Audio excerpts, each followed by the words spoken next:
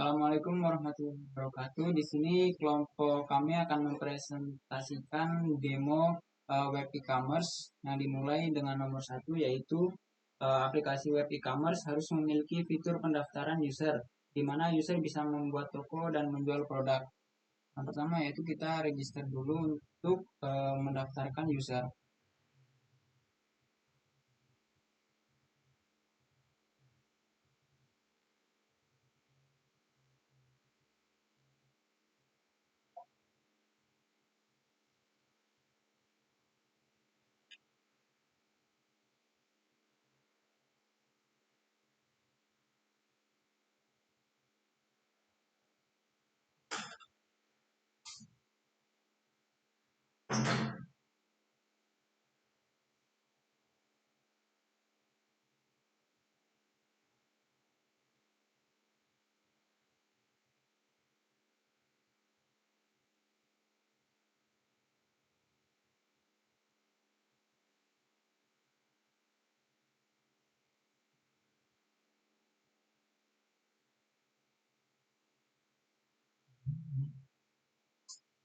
Oke, karena pendaftaran di sini sudah berhasil, maka kita akan login untuk membuat toko.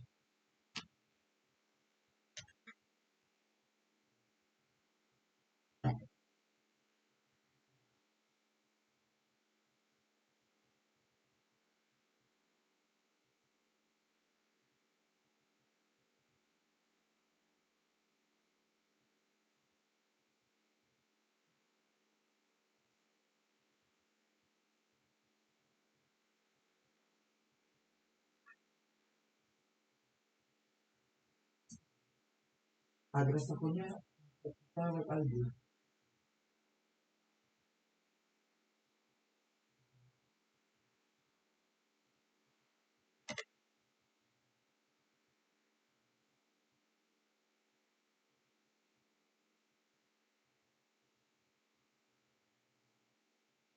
Oke, di sini kita berhasil membuat toko. Untuk selanjutnya yaitu kita akan menambahkan produk di toko.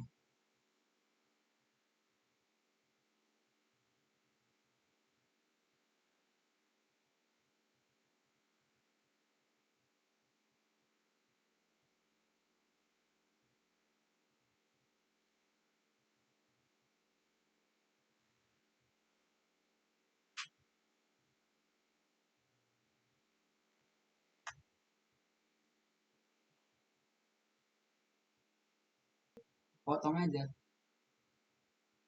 Mute bentar.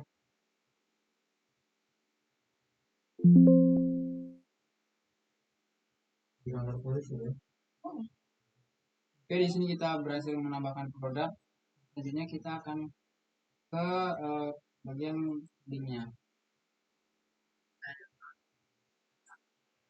Oke, di sini saya akan menjelaskan controller yang di public function register.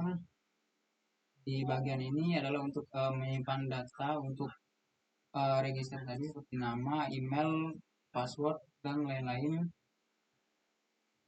Kemudian untuk if di sini untuk di sini ada if yang pertama, yaitu jika password salah maka akan error dan akan muncul password dan konfirmasi tidak cocok. Yang kedua ya ini adalah untuk cek email apakah sudah terdaftar. Apabila email sudah terdaftar maka akan muncul pesan email sudah terdaftar. Dan di sini adalah data untuk menyimpan semua data dari user yang telah register. Selanjutnya yaitu ada di toko.php.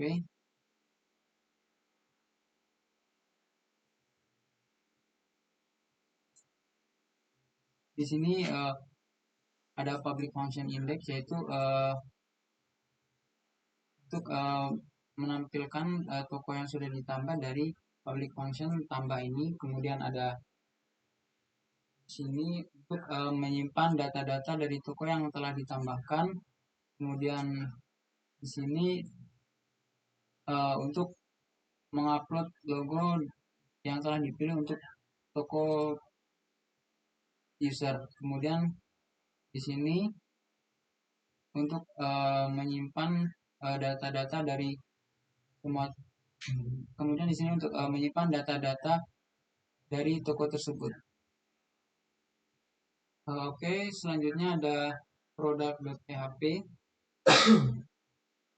di mana di bagian tambah ini, public function tambah, kita bisa menambahkan produk kita mulai dari produk, merek, dan kategori. Kemudian pada bagian ini untuk menyimpan produk yang telah ditambahkan. Lalu pada bagian ini uh, untuk menyimpan produk yang telah disimpan. Kemudian di sini juga ada untuk edit produk dan juga untuk update produk seperti nama, merek, kategori, deskripsi, harga, stok, berat. Oke, baik. Perkenalkan, saya Rizky Pangestu akan melanjutkan penjelasan dari teman saya, Uya Rasyad. Di sini saya akan menjelaskan gimana cara kerja Raja Ongkir yang saya gunakan, serta gimana cara kerja saya menggunakan diskon untuk kalkulasi biaya perhitungannya untuk melanjutkan kemisahan nantinya. Oke, mungkin kita masuk ke ininya dulu. Ini kita udah ada pada halaman produk. Produk tadi sudah dijelaskan oleh teman saya. Kita ke home dulu. Di sini terdapat beberapa produk yang udah kita tambahkan seperti laptop, iPhone ada 3 sama baju. Mungkin kita pilih salah satu iPhone yang 15 ini ya.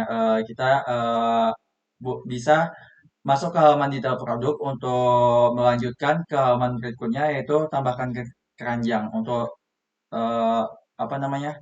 Untuk melakukan check out. Kita bisa menekan ini untuk menambahkan ke dalam keranjang, maka kita akan diarahkan ke halaman keranjang. Ini adalah halaman keranjang yang dimana kita di sini bisa menambah kuantiti dari produk yang kita beli seperti iPhone 15 ini kita tambah di sini 2, 3, 4. Untuk menambahnya kita harus menekan checklist dan ketika kita ingin mengurangi produk itu kita tekan checklist juga. Di sini kita akan bisa juga menggunakan voucher yang sudah ditambahkan sebelumnya. Mungkin kode vouchernya apa ya? Saya juga lupa. Mungkin kita lihat di database, saya menyimpan voucher dengan kode 2412. Nah, 2412 ini saya memberikan diskon 27% dengan status aktif dengan nama Merah Merdeka. Oke, bisa teman-teman lihat di sini. Mungkin saya masukkan kode kode kode dari voucher tadi. Tunggu saya lupa. 24 24 12 ya. 24 12. Maka kita tekan terapkan. Oke, di sini sudah dapat voucher belanja kita yaitu dikurang 15 juta karena tadi kita ngambil ininya 56 juta ya. Dikurang 27% dapatnya 15 juta. Oh, mungkin ini kebanyakan ya. Kita kurangin aja jadi satu lagi. Oke, kita hitung lagi ininya voucher belanjanya, maka dia akan menghitung 27% dari harga HP. Harga HP yang ada di stok di sini. Untuk melanjutkan ke halaman berikutnya yaitu checkout produk, kita akan menekan ini. Ini adalah halaman checkout produk kita. Di sini ada beberapa tampilan informasi yang mungkin berguna untuk konsumen kita. Yang pertama adalah informasi produk. Informasi produk di sini ada berat yang yaitu 1 kg, 1 kilo dengan nama toko Serenity. Dengan di sini ada harga juga dan di bawahnya ada informasi alamat pengiriman. Alamat pengiriman ini dikirim ke rumah Bapak Resti Pangestu di Jalan Jangkar Bumi. Ini adalah informasi pengiriman. Di sini kita bisa menerapkan kode yang tadi, kode voucher diskon tersebut. Kita bisa menekan ini aja ya teman-teman yang lebih mudah. Tekan ini, kita terapkan, maka kode diskon tersebut akan aktif. Untuk ongkir sendiri, di sini ada Raja Ongkir. Saya menggunakan Raja Ongkir dengan mengambil alamat yang sudah disimpan pada data pembeli dan data toko. Di sini sudah diambil di data pembeli sama data toko, maka ketika kita memilih kurir seperti Pos Indonesia, maka dia akan membuat kalkulasi ongkos dan memberikan beberapa opsi pilihan layanan kepada kita semua. Seperti ini, kita bisa memilih mana layanan yang akan kita gunakan. Mungkin kita pilih 4 hari, oke. Ini Raja Ongkir di sini awalnya alamat yang kita simpan itu dimulai dari register pembeli. Register pembeli di sini, nih kita disimpan menggunakan ini Raja Ongkir untuk search alamatnya di sini ya. Ini nanti kalau kita misalnya daftar akun baru, maka akun tersebut akan mendapatkan alamat yang langsung dari Raja Ongkirnya sendiri. Kita bakal ngambil kode posnya untuk sebagai parameter menghitung ongkos kirim. Mungkin kita login lagi ke akun kita, Serenity ya. Oke, untuk Raja Ongkir pengirim, alamat pengirim itu berasalnya dari toko. Tadi kan kita udah menambahkan toko. Ini nama udah dijelaskan oleh teman saya. Nah, jadi alamat pengirim itu diambil dari alamat toko, diisi di sini, diisi di di saat pembuatan toko. Jadi teman-teman bisa mengisinya di sini. Nanti eh, perhitungan Raja Ongkir bakal diambil dari alamat toko. Oke, saya akan jelaskan codingannya sebentar atau dikit di sini. Untuk Raja Ongkir sendiri kita menggunakan di halaman register ya tadi. Register di aus register ini ya. Nih, aus register. Jadi kita mengambil Raja Ongkir di eh, controller untuk register akun. Di sini kita bisa menyimpan akun dengan kode pos, alamat sama nomor HP. Jadi yang menjadi target dari Raja Ongkir tersebut, data yang diambil dari Raja Ongkir tersebut bakal disimpan di file kode pos, kecamatan, kota, provinsi, serta kode ID Raja Ongkir. Sedangkan parameter yang kita gunakan adalah kode pos. Untuk nih, di sini akan disimpan teman-teman. Oke, untuk di halaman registernya sendiri akan saya lihatkan gimana cara pengambilannya.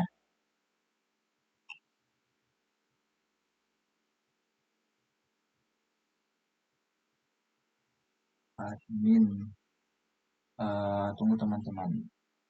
Saya lupa view ini view homepage register. Jadi Raja Ongkir tersebut bakal diambil di sini, nih, di file ini. Dia disimpan di form untuk menginput Raja Ongkir tersebut. Ini adalah menggunakan metode direct search untuk mencari alamatnya. Jadi kita mengetik sebuah nama kota kayak Sleman, Yogyakarta harus nama lengkap. Kalau misalnya setengah itu eh, dia tidak bakal mendapatkan alamat tujuannya. Jadi kita harus menuliskannya dengan tepat. Di sini saya menggunakan Raja Ongkir pada Libraries Raja Ongkir.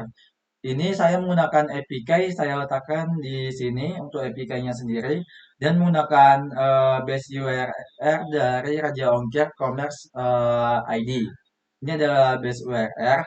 Untuk functionnya sendiri ada beberapa function. Yang pertama tuh kita mengambil yaitu function get city. Ini gunanya untuk mengambil destinasi dari kota yang kita tuju, kota yang akan kita simpan untuk kalkulasi biayanya nanti.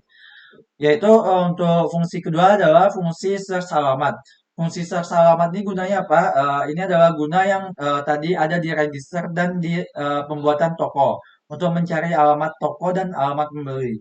Jadi kita menggunakan endpoint destination search, domestic destination search.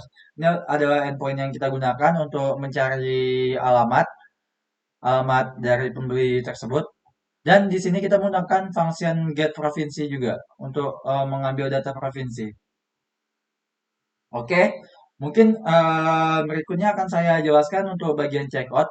Bagian checkout ini kita menggunakan apa namanya function untuk mengkalkulasikan biaya yang sudah untuk diperhitungkan untuk ongkir kita mengirim barang nantinya. Ini adalah function pertama, yaitu kita menggunakan yang untuk kalkulasi biaya, yaitu function untuk cek ongkir. Ini adalah yang kita gunakan untuk melakukan perhitungan biaya. Di sini kita menggunakan beberapa parameter, yaitu origin, destination. Untuk origin ini sebagai variabel yang berguna untuk menyimpan data data kota awal kita. Dan destination ini adalah variabel untuk menyimpan data alamat tujuan kita nantinya. Untuk kuliah sendiri ini diambil dari Raja Ongkir. Dan untuk berat sendiri ya, saya belum menjelaskan tadi. Berat sendiri itu kita ngambilnya dari ini database produk. Kita ngambil dari database produk. Kita ngambil berat di sini untuk dikalkulasikan di sini tadi di dalam kalkulasi cek ongkir yang ada pada controller function cek ongkir. Ini adalah struktur respon API yang saya buat untuk melakukan cek ongkir. Oke, mungkin saya akan menjelaskan untuk tahap berikutnya ya. Tahap berikutnya yaitu untuk kalkulasi ini ya, kalkulasi voucher. Saya menggunakan database voucher, membuat tabel baru yaitu tabel voucher untuk menyimpan voucher diskon yang dengan struktur tabel dengan kolom ID, nama voucher, kode voucher, diskon persen ini dengan eh, tipe data integer dan status aktif. Dan kita bisa juga menyimpan foto dari voucher tersebut. Voucher tersebut kita atur di dalam tabel admin, di dalam database admin. Tunggu, di admin toko kita, tunggu, localhost toko kita admin ya, admin, admin. Go ya, go. Jadi tunggu dulu, kita akan masukkan ini dulu. eh, Password dari adminnya sendiri adalah admin 123, admin 123. Oke, di sini dashboard admin ini berguna untuk mengatur voucher diskon yang sudah kita buat tadi. Jadi kita di sini bisa menambahkan voucher apa yang mau kita buat seperti nama voucher, kode voucher. Seperti kode voucher kita menggunakan angka biasanya 1234 mungkin.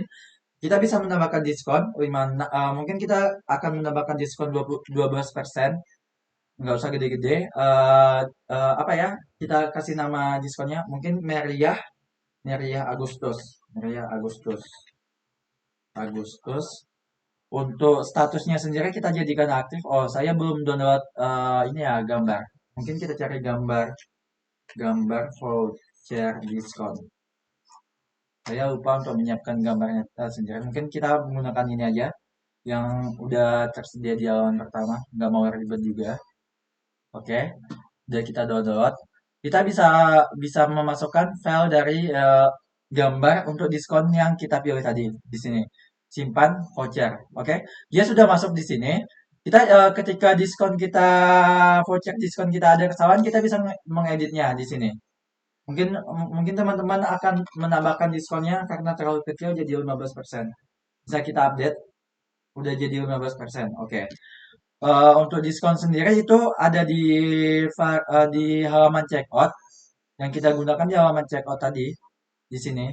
Ada dua sih di halaman checkout sama di halaman kanjang. Ini kita gunakan di sini sama di halaman checkout. Nih, di halaman checkout ini. Kita bisa memilih diskon yang mana kita yang akan gunakan. Ketika kita memilih ini, maka kita akan terapkan dulu, baru kita kalkulasi bakal dihitung. Kalkulasi dari diskon tersebut bakal dihitung di ringkasan biaya. Untuk diskon sendiri di controller checkout, kita menggunakan function yaitu function validate voucher yang berguna untuk menghitung diskon tersebut.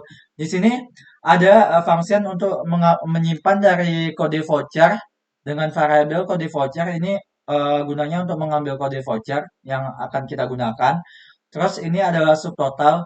Subtotal ini adalah nilai angka yang kita apa tadi ya? Total dari jumlah barang yang akan kita beli. Jadi itu akan diperhitungkan dikali dengan total diskon seperti 27%. Jadi 27 per 100 itu bakal dikali kalkulasinya dengan total sub biaya. Dia akan dihitung di sini. Ketika diskon berhasil diterapkan, dia akan menampilkan eh, voucher berhasil diterapkan. Untuk data diskonnya sendiri saya mengambil dari model Get Active Voucher by Code. Jadi saya mengambil dari model voucher model dengan function Get Active Voucher by Code.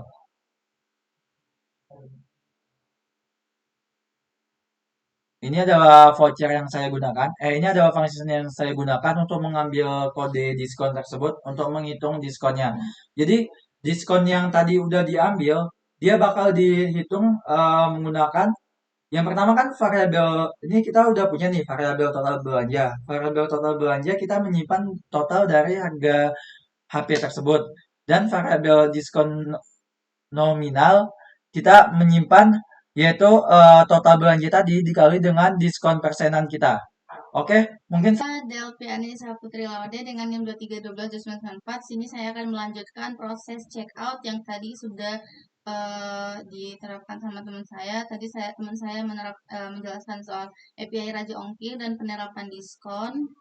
Ini berhasil ya, kepotong harganya dengan diskon voucher 15%.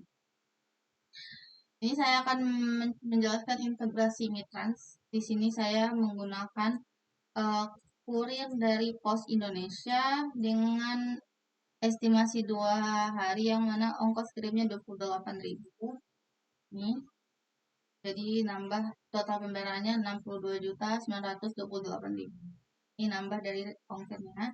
Kita coba check out. Ini akan muncul pop-up Mitransnya. Di sini berisi metode-metode pembayaran. Dan saya akan mencoba dengan BCA Virtual Account. Biasanya juga saya mencoba dengan ini. Kita copy virtual account number-nya. Lalu kita ke Mitrans Payment Simulator. Pilih BCA Virtual Account. Karena saya tadi memilih metode pembayaran BCA. Jadi saya masuk ke Virtual Account BCA. Ini kita masukkan nama rekening yang tadi sudah muncul, yang sudah kita salin, kita inquire, lalu kita coba bayar. Nah, di sini keterangannya simulated payment is successful. Kita cek di webnya. Oke, berarti payment successful. Ini kalau ditekan oke akan mengarah ke riwayat pembelian. Ini pembeliannya.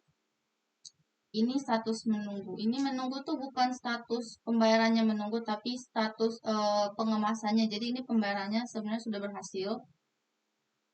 Saya akan jelaskan sedikit integrasi Mitrasnya di VS Code. Di sini saya membuat saya membuat file Mitrans PHP di dalam libraries. Lalu saya memasukkan server key. Ini server key-nya saya ambil dari server key yang ada di akun Mitrans saya. Lalu saya membuat beberapa function. Di sini ada public function get snap token untuk mengambil token, lalu ada notification untuk notif, lalu ada public function status untuk update status pembayaran. Ini saya terapkan juga di file view checkout index PHP. Ini di mana ya?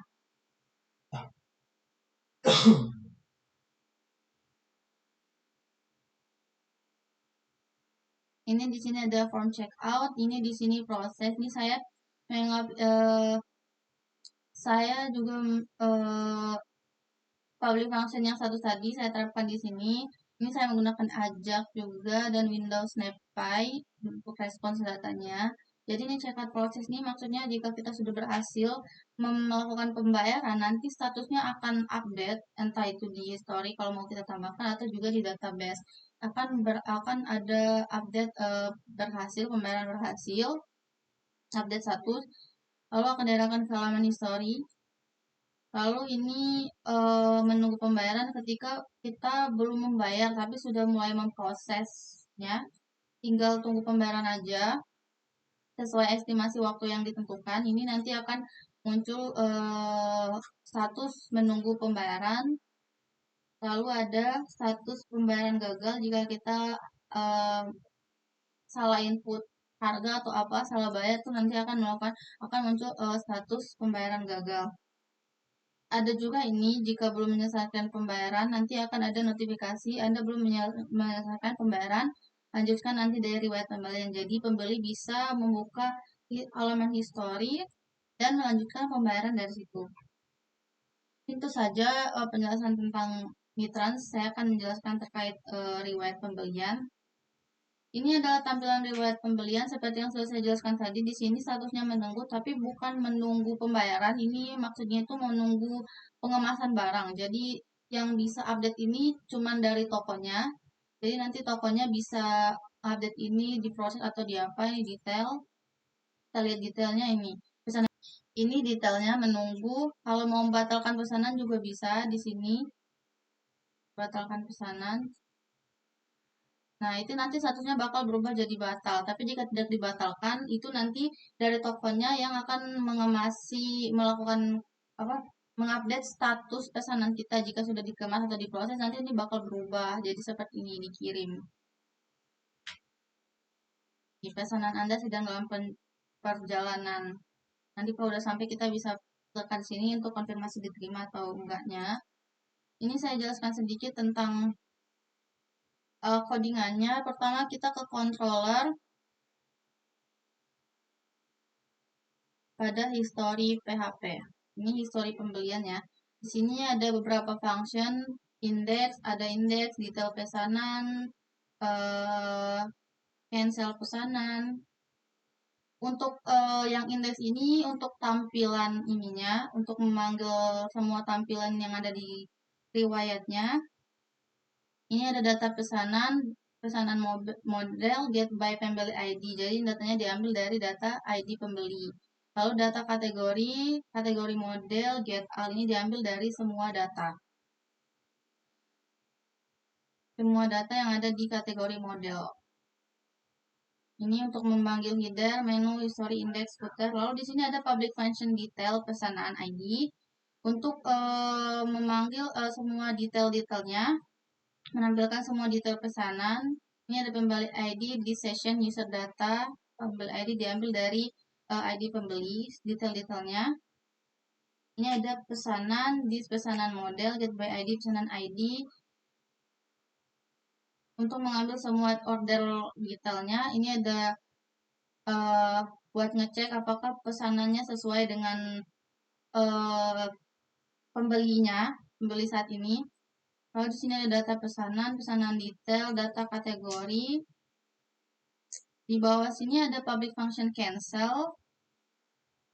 Ini nanti jika seperti yang saya lakukan tadi ya, jika sudah masuk ke riwayat pembelian lalu ingin membatalkan pesanan, itu di prosesnya di sini dari function cancel ini.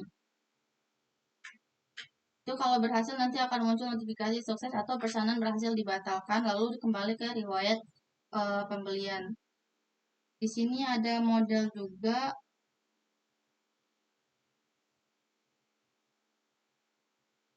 Tadi kita mengambil semua datanya itu dari pesanan. Ini saya lihatkan pesanan modelnya. Ini ada kelas pesanan model, public function construct, public function get all untuk mengambil semua pesanan. Lalu public function get by ID, jadi ngambil pesanannya berdasarkan ID dari tabel pesanan di database. Ini public function get by pembeli ID. Public function get detail by pesanan ID. Lalu ada public function insert data untuk memasukkan data pesanan, ada update untuk mengupdate pesanan, ada delete untuk menghapus pesanan. Ini ada juga count by status. Lalu ada get by toko ID dan get revenue total. Kita ke halaman view history. Ini ada indeks HP, ini tampilannya ininya ya. Ini view untuk yang ini, riwayat pembelian view keseluruhannya, codingannya yang ini ya. Sintaksnya yang ini di indeks PHP. Nah, untuk halaman detailnya ini, ketika kita mengklik ini halaman detailnya, dan ini tampilan codingan dari detailnya, view detail.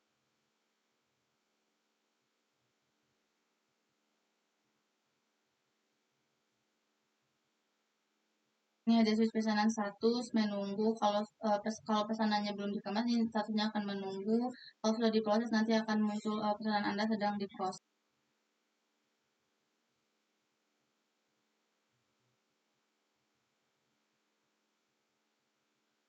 Diproses, lalu ada cash dikirim. Ini kalau pesanannya sudah dikirim itu akan seperti tadi ya. Update statusnya akan seperti ini. Pesanan dikirim. Lalu ada selesai. Ini kalau pesanannya sudah selesai dan sudah diterima. Ini kita coba lihat misalnya. Ini kan bisa konfirmasi diterima. Nah, ini kalau misalnya udah dikonfirmasi terima, nanti statusnya akan berubah jadi diterima. Lalu ada batal, itu kalau kita membatalkan pesanan seperti tadi, ini akan muncul status batal atau pesanan dibatalkan. Ya, sekiranya itu saja dari saya untuk penjelasan integrasi Mitrans dan riwayat pembeliannya. Selanjutnya akan menjelaskan riwayat penjual.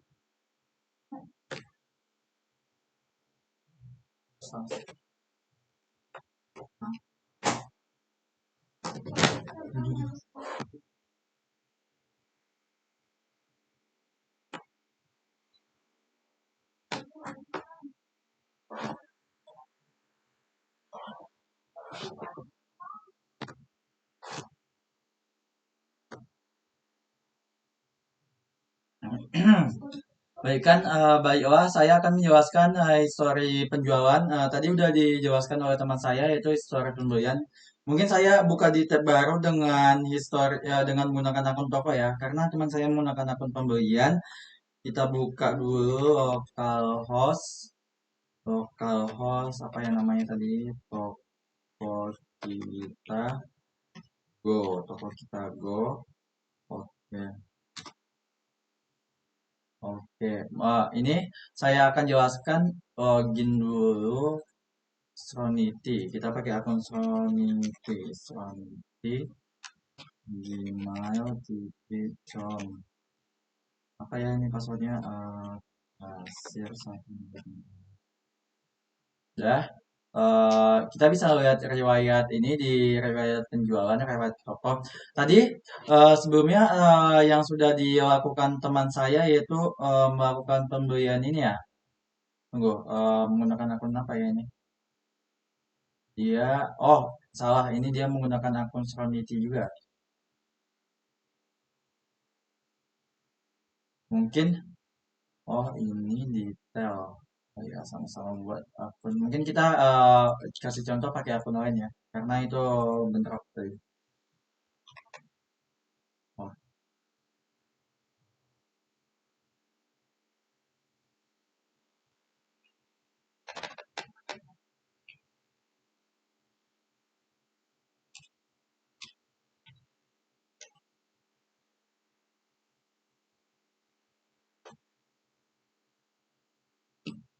sorry.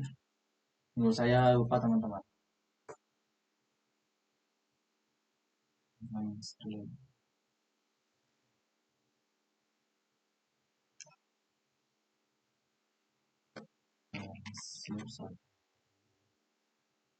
Ini sudah ini ya, sudah masuk.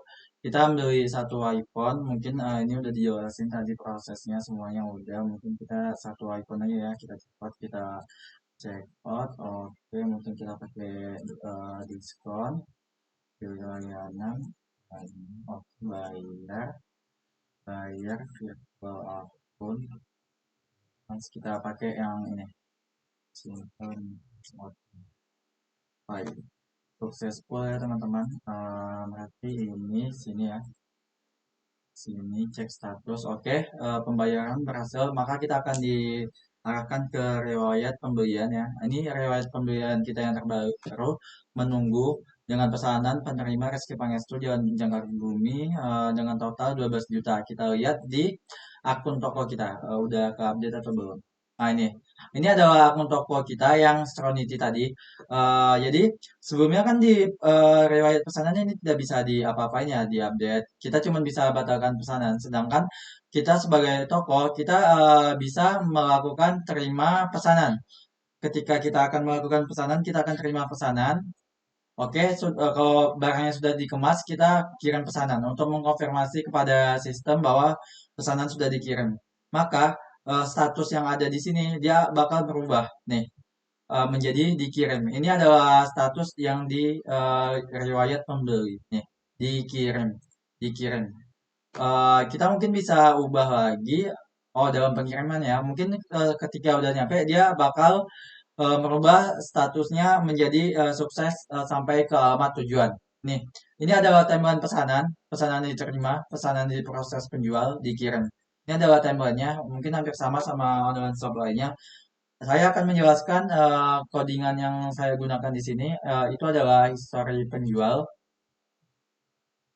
Ini ini adalah controller yang saya gunakan dengan menggunakan model pesanan, dengan mengambil data dari model pesanan. History penjual. Ini history penjual, history penjual. Oke. History penjual mungkin untuk menampilkan indeks dari history penjual tersebut kita menggunakan indeks ini dengan mengambil menggunakan variabel toko user untuk menyimpan toko model dengan function get by pembeli itu apa tadi ya yang pembeli menyimpan data ini ya yang apa ini mungkin ada get order untuk dari toko sama get all kategori untuk mengambil kategori apa yang di ini adalah function untuk membuat detail dari pesanan yang kita buat. Detail pesanan yang kita buat tuh ini tadi. Ini adalah detail pesanan. Ini adalah menu detail pesanan. Itu adalah function untuk memanggil detail pesanan, memanggil halaman view ini. View detail pesanan. Ini adalah tampilan untuk detail pesanan. Mungkin saya akan jelaskan sedikit lagi bagian controllernya, history penjual. Ini adalah update status, function update status. Ini gunanya tadi yang saya jelaskan tadi, update status bahwa penjual sudah mengirim, penjual sudah memproses, atau paket sudah diterima. Ini diupdate di sini. Mungkin saya menjelaskan sampai sini saja. Oh, enggak. Maaf, mungkin penjelasan saya sampai sini saja. Terima kasih untuk teman-teman yang sudah mendengarkan presentasi dari kelompok saya. Saya mohon pamit undur diri. Assalamualaikum warahmatullahi wabarakatuh.